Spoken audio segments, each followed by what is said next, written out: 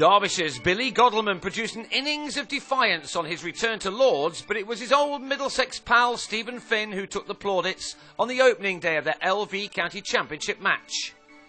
Chris Rogers won the toss for early table toppers Middlesex and was nearly celebrating early success as Godalming's edge fell a fraction short of Sam Robson in the slips. Finn was back in the county game in what is a huge summer for him, and he was soon causing problems for Wayne Madsen. Madsen survived that, but was out before he'd scored. His partner didn't really help in getting in the way of his on-drive, and the former Derbyshire man Rogers took full advantage in running out Madsen for a duck. So now let's show you something very rare on this day. To his 20th delivery, Godalming drove Tim Murtagh through the covers for 4. He didn't hit another boundary in the rest of his 265-ball stay. Thankfully for those watching at the home of cricket, Wes Durston did. It was at times painfully slow going from the newly promoted Derbyshire, but what Durston and Godalming did was show plenty of fight against what is regarded as one of the best seam attacks in the country, and one which had helped Middlesex thrash the much-fancied Nottinghamshire by 10 wickets at Trent Bridge last week. Durston did his best against the few hittable deliveries offered to him by a well-disciplined attack, scoring 48 before Finn got him out.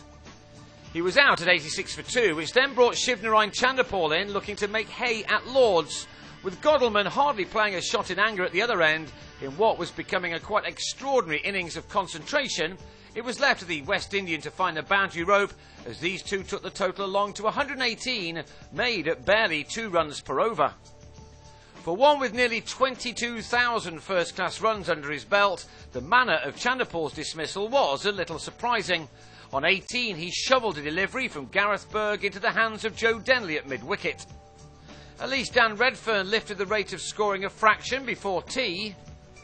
But it was after the break that Finn's efforts were rewarded as he put his side in the ascendancy.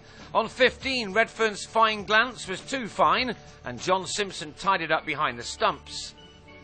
Then, in his next over, Finn was grateful that Chesney Hughes had a flash and nicked behind to go for 4. And Finn was soon celebrating again after he trapped John Clare in front for 6. All of Derbyshire's hard work was threatening to go to waste, as he now found themselves on 150 for 6. The one-man Finn nor anyone else could disturb was the brick wall known as Godalming. He was brought through the Middlesex ranks with his best friend Finn. They both made their first-class debuts as 16-year-olds in the same match, and he at last recorded his 50. Get this, it had taken him 244 balls, only one of which had found the boundary. He now looks as if all of his amazing efforts were going to be in vain, though, as Toby Rowland-Jones got amongst the wickets by having Tom Poynton taken behind for 16. And then poor Tony Palladino sacrificed his wicket before he'd even faced a ball. Godalming ignored his call to stop going for a second run, and the former Essex man was given little chance of making his ground.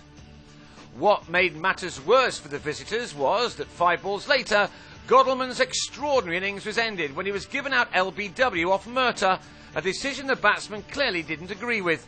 After 6 hours of batting, his knock ended on 55 after 265 balls. After all that stoic defence, it was a little shocking to see bat hit ball at the end of the day. Tim Groeneval provided a cameo, including a pulled 6 off Ollie Rayner, and with Mark Turner by his side, Derbyshire were able to reach 200 for a batting bonus point before stumps were drawn on a day which both Finn and Godalming would have enjoyed.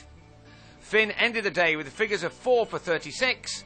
Derbyshire will hope that their openers' efforts are not in vain. They'll resume on the second morning on 205 for 9.